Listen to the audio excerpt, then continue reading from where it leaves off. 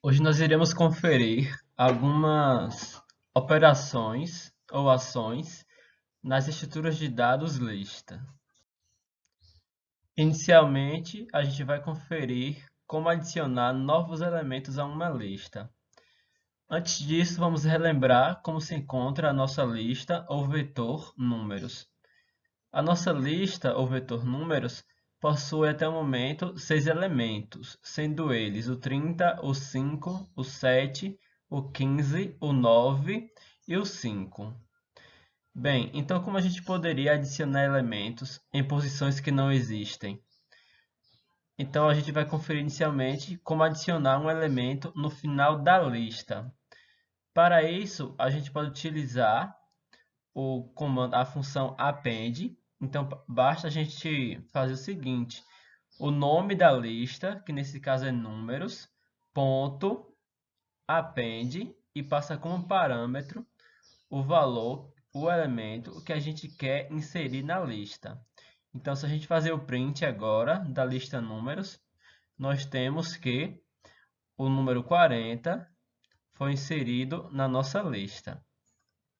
Bem, adicionando um elemento antes do final da lista. Como é que a gente poderia fazer isso? Bem, para isso a gente utiliza a função insert. Então a gente faz o nome da lista, que nesse caso é números, números.insert. Então a gente indica a posição onde a gente quer inserir o elemento e depois o elemento que a gente quer inserir.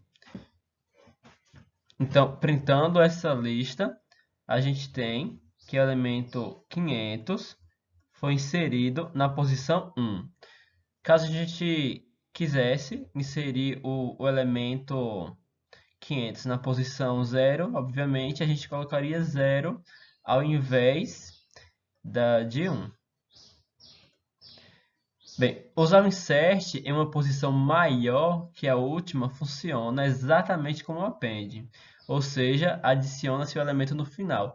Então, se você colocar uma posição que não existe na lista, esse comando insert seria equivalente ao append. Então, agora a gente vai conferir como remover elementos de uma lista. Relembrando mais uma vez como se encontra a nossa lista. Ela até o momento contém esses elementos, então é importante que vocês observem, pois ela vai sofrer alterações ao longo dessa aula. Basicamente, há duas maneiras de remover os elementos. Primeiro, a gente vai observar essa, que é a buscando um elemento e removendo sua primeira aparição, que seria da seguinte forma. A gente coloca a referência da lista, utilizando o seu nome, em seguida o operador ponto e em seguida a função remove e passa o valor que a gente quer remover. Lembrando que será removida apenas a primeira aparição desse valor.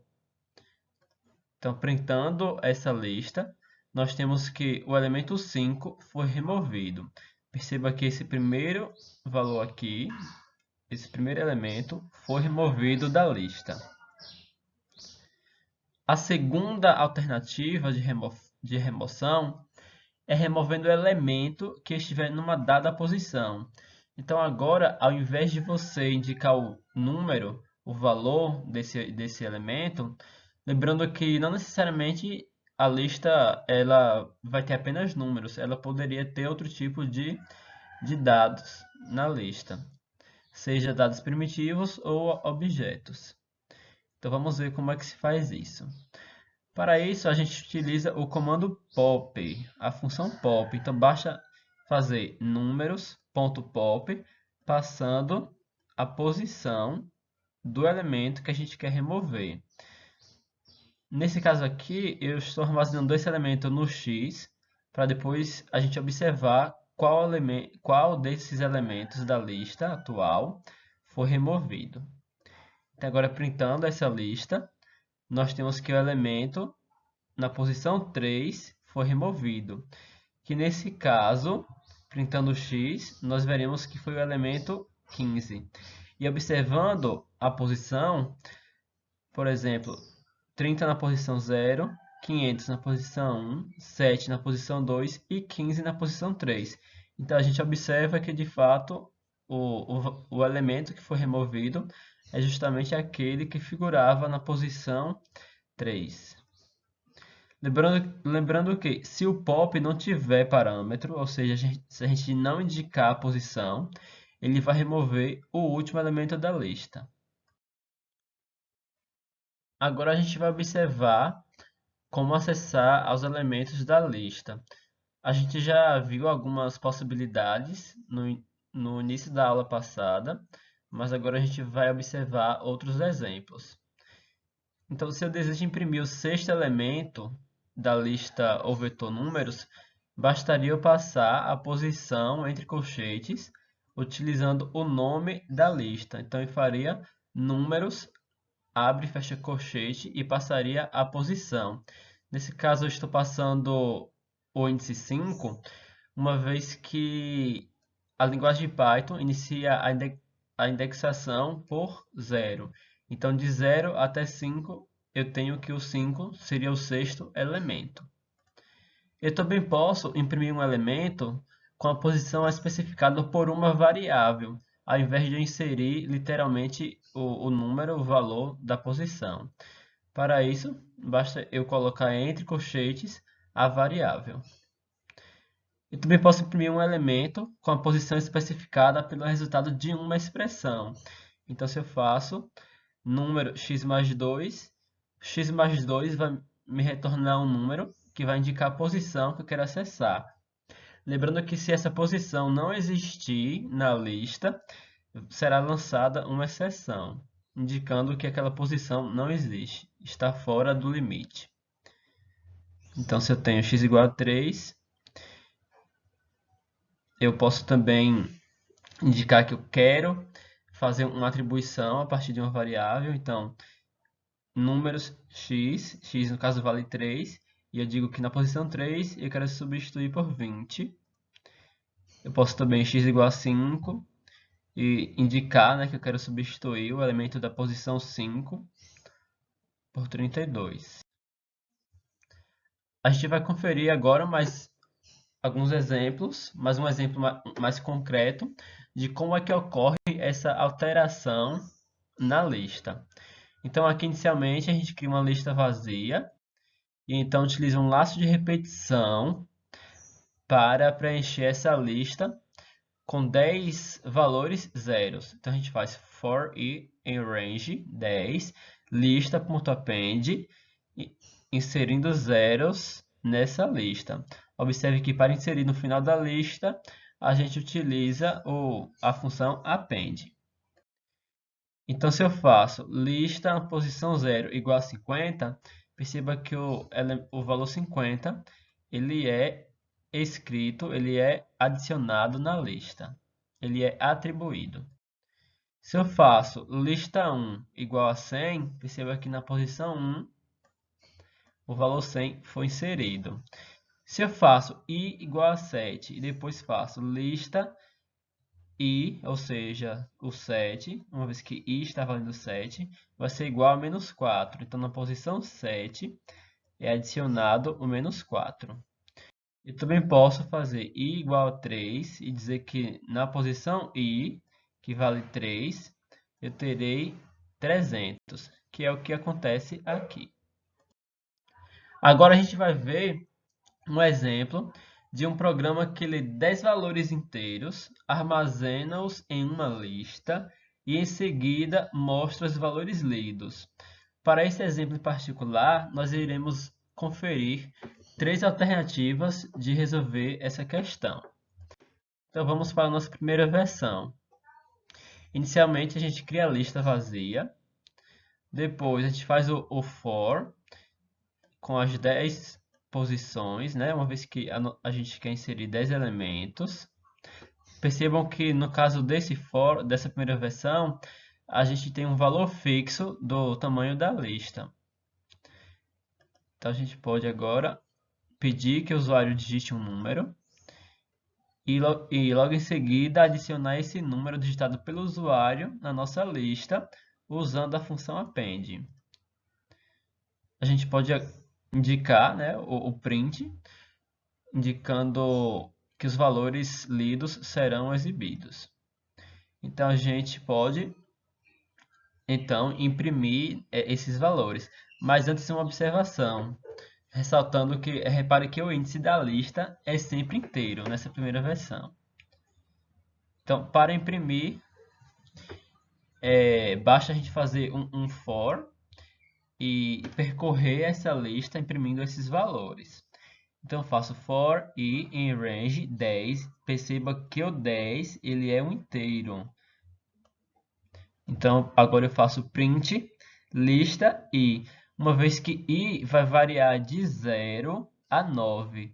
Então, eu faço lista i variando de 0 a 9. Então, eu tenho que a cada iteração, um valor da lista será exibido. Agora vamos para a nossa segunda versão. Nesse caso, a faixa de valores da lista é conhecida. Então, a gente tem a lista, colchetes, for in range. Perceba que eu fixei esse número, né, a faixa de valores, por isso que isso aqui está indicando a faixa de valores é conhecida, mas nem sempre isso vai ser o caso. Muitas vezes esse valor do tamanho da lista pode ser uma variável. Então eu tenho mais uma vez a leitura dos números, em seguida adiciono esses números, e o que vai mudar agora é na exibição desses valores. Porque agora, ao invés de utilizar um valor fixo, ao invés de usar o 10, aqui, como no primeiro exemplo, na primeira versão, eu uso o len e passo lista como parâmetro, ou seja, eu tenho que o len vai retornar o tamanho dessa lista. Isso traz para a gente muito mais flexibilidade, porque nem sempre a gente vai saber de antemão o tamanho dessa lista, porque a lista pode estar crescendo dinamicamente. Então, para evitar certos tipos de problema, a gente utiliza a função padrão do Python, a função len. Então, agora eu posso exibir os valores mais uma vez. Nessa terceira versão, a gente vai exibir os valores usando o for each, que é uma estrutura bem interessante associada ao laço de repetição for e que pode ser utilizada quando a gente está falando de sequências, que é o caso da lista em Python. Então vamos lá, novamente a gente cria a lista, faz a leitura dos valores, adiciona na lista, indica que os valores lidos serão exibidos. Mas agora, o nosso for, perceba que ele tem uma estrutura diferente. A gente faz for elemento em lista.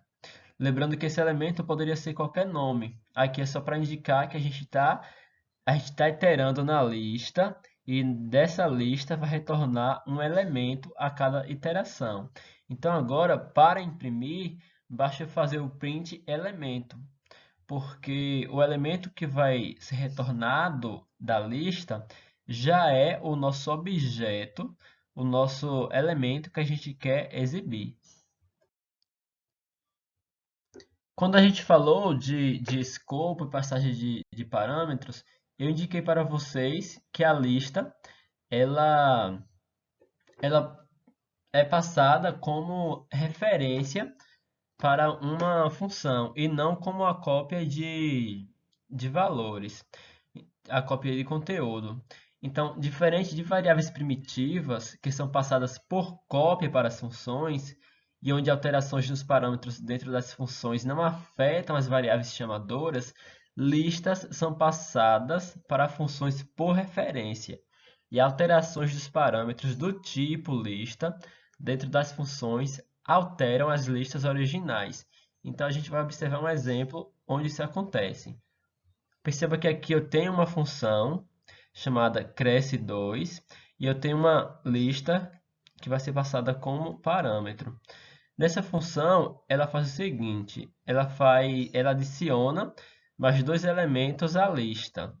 Então eu faço lista.append 30 e list.append 40, adicionando o 30 e o 40.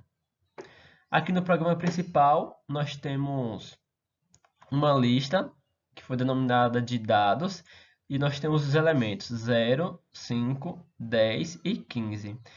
Printando esses dados, nós temos que a lista contém justamente esses valores, 0, 5, 10 e 15. Em seguida, a gente chama a função cresce2 e ela então ela vai sofrer, né, essas alterações aqui indicadas pela função. E se fosse um número primitivo, ao printar esses dados, essa estrutura, ela estaria exatamente igual a essa aqui, uma vez que o que foi passado para a função seria a cópia do conteúdo, né, dessa estrutura. Mas na lista é diferente. Na lista a gente passa por referência. Então, qualquer alteração que a gente fizer aqui na função, ela vai ser refletida na estrutura original. Então, perceba que os valores 30 e 40 são refletidos na lista dados, uma vez que foi passado como referência para a função. Bem, nessa aula foi isso que eu queria mostrar para vocês. Na próxima, a gente vai aprender um pouco sobre estruturas de dados dicionários.